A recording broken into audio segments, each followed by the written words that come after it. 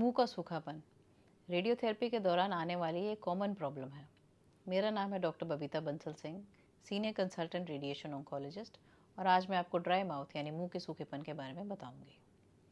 मुंह का सूखापन ये तब होता है जब मुंह में ज़रूरी मात्रा में लार या सलाइवा किसी कारणवश नहीं बन पाता है। वो है रेडिएशन ट्रीटमेंट, स्पेशली जब ये मुंह के किसी हिस्से की हो रही हो। कुछ मेडिसिन का साइड इफ़ेक्ट भी हो सकता है। डिहाइड्रेशन और मुंह से सांस लेना भी इसका एक कारण हो सकता है। रेडियोथेरेपी के दौरान किसी किसी पेशेंट को मुंह में सूखेपन की शिकायत आती है।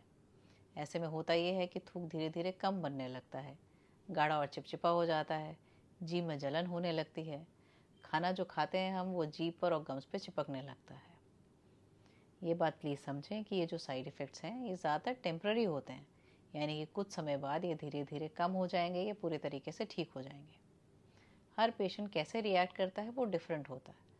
आपको जो रिएक्शंस होंगे वो आपके ट्रीटमेंट पे डिपेंड करता है, आपके केस पे डिपेंड करता है। तो आपको इसके लिए जो कंप्लीट इन्फॉर्मेशन है वो अपने रेडिएशन ऑन्कोलॉजिस्ट से ज़रूर लेनी है। अब इन साइड इफ़ेक्ट्स को, इन रिएक्शंस को हम मैनेज कैसे करें? सबसे पहले ज़रूरी है एक गुड ओरल हाइजीन।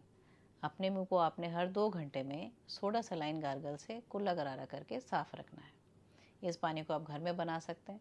1 गिलास पानी में 1 चुटकी खाने का नमक और 1 चुटकी खाने का सोडा मिलाना है और अच्छे से मिक्स करना है। इस पानी से कुल्ले गरारे करके थूक देना है। ये हर 2 घंटे में याद से करें।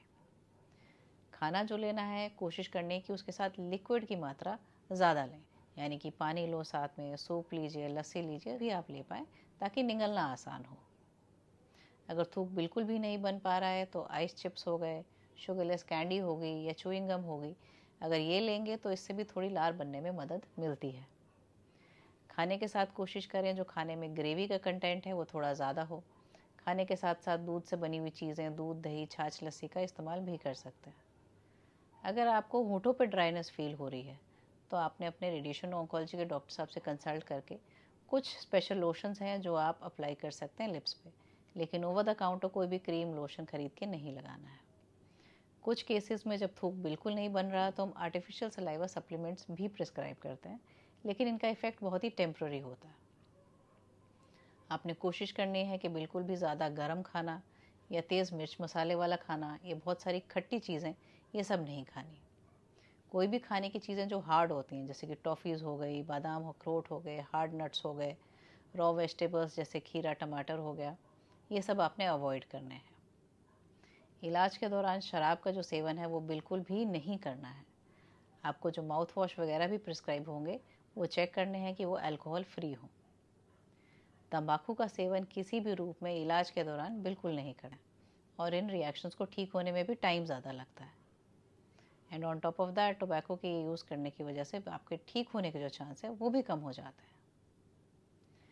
पेशेंट के साथ जो रिश्तेदार आते हैं उनका भी ये क्वेश्चन रहता है कि पेशेंट को हम घर में कैसे मैनेज करें, घर पे इनका ध्यान कैसे रखें, क्योंकि खाने पीने में बहुत परेशानी आने लगती है। आपने ये करना है कि पेशेंट की जो डाइट है उसको थोड़ा मॉडिफाई करना है। पेशेंट ने एक नॉर्मल लंच, ब्रेकफास्ट, डिनर वाली डाइट कई बार नहीं ले पाते, तो उसमें आपने कोशिश करनी है कि हर 2 घंटे में थोड़ा थोड़ा खाना उन्हें दें। अराउंड 150-200 ml के करीब सूप, पानी दे सकते हैं, या छोटी कटोरी दलिया, खिचड़ी, हलवा, जो कुछ भी उन्हें सूट करे वो ले सकते हैं। जो आप खाना बनाएं वो ज़्यादा ग्रेवी वाला खाना हो। अगर मुंह में छाले और सूजन ज़्यादा है तो आइसक्रीम हो गया, कस्टर्ड, खीर, दलिया, प्रोटीन शेक, ये सब आराम से पेशेंट ले सकते हैं। पेशेंट का जो लिक्विड इनटेक है वो आपको नाप के रखना है। इस लिक्विड इनटेक में पानी, लिक्विड, सूप सब कुछ आता है। कोशिश करनी है कि 2 से 3 लीटर तक आप उन्हें धीरे धीरे करके दिन भर में दे पाएँ। अगर पेशेंट को कोई हार्ट प्रॉब्लम या ब्लड प्रेशर की प्रॉब्लम या किडनी की प्रॉब्लम है तब पानी का इंटेक डिफ़र करता है, तो वो आपने अपने डॉक्टर की गाइडेंस में लेना है।